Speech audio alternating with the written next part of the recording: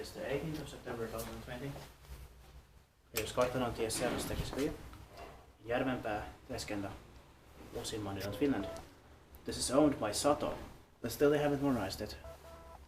Yes, it's not so busy. Yeah.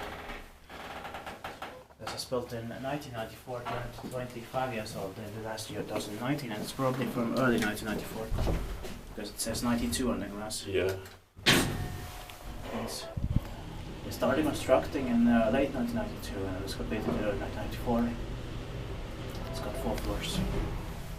The capacity is, yeah, I said it, the serial number is the 1 and the 1497. It's going to be inspected in next year, 2021.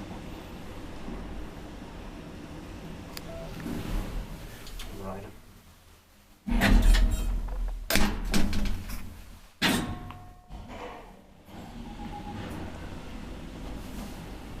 And for memory, of course. Here's one.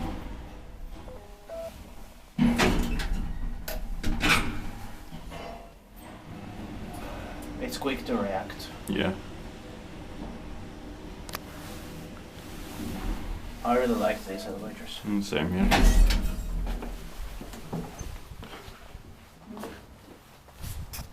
That's it. Thank That's you very much for